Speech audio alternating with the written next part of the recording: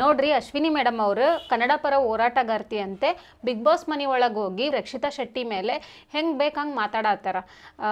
ಮುಚ್ಕೊಂಡು ಹೋಗು ಇಡಿಯೇಟ್, ನಿಂದೆಲ್ಲ ಬಾತ್ರೂಮ್ನಾಗ ಹಿಡ್ಕೋ, ಈ ಥರ ಎಲ್ಲ ಕೆಟ್ಟ ವರ್ಡ್ಸನ್ನು ಯೂಸ್ ಮಾಡಿ ರಕ್ಷಿತಾ ಶೆಟ್ಟಿಗೆ ಭಯ ಆತ್ತಾರ.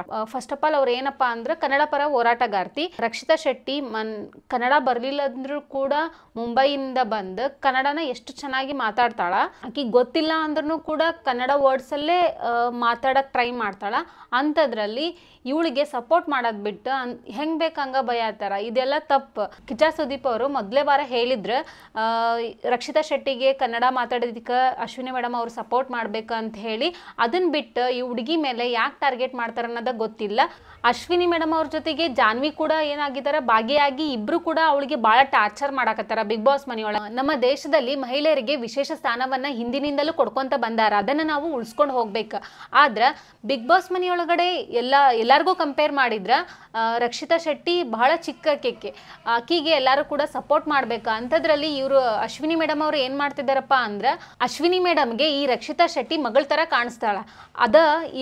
ಅವಳ ಮಗಳಿಗೆ ಆಗಿದ್ರ ಈ ರೀತಿ ವರ್ಡ್ಸ್ ಅನ್ನ ಯೂಸ್ ಮಾಡಿ ಬೈತಿದ್ಲ? ಇಲ್ಲ ಅಲ್ಲ. ಒಂದ್ ಹೆಣ್ಣು ಇನ್ನೊಂದ್ ಹೆಣ್ಣಿಗೆ ಯಾವ ರೀತಿ ರೆಸ್ಪೆಕ್ಟ್ ಕೊಡ್ಬೇಕ ಅನ್ನೋದನ್ನ ಅಶ್ವಿನಿ ಮೇಡಮ್ ಅವರು ತಿಳ್ಕೊಬೇಕು. ಇವತ್ತಿನ ಎಪಿಸೋಡ್ ಅಲ್ಲಿ ಕಿಚ್ಚ ಸುದೀಪ್ ಸರ್ ಅವರು ಅಶ್ವಿನಿ ಮೇಡಮ್ಗೆ ಸರಿಯಾದ ತಕ್ಕ ಪಾಠವನ್ನ ಕಲಿಸ್ಬೇಕು. ಒಂದ್ ಹೆಣ್ಣು ಇನ್ನೊಂದ್ ಹೆಣ್ಣಿಗೆ ಯಾವ ರೀತಿ ರೆಸ್ಪೆಕ್ಟ್ ಕೊಡ್ಬೇಕು ಅನ್ನೋದನ್ನ ಅವ್ರಿಗೆ ಅರಿವು ಮೂಡಿಸ್ಬೇಕು.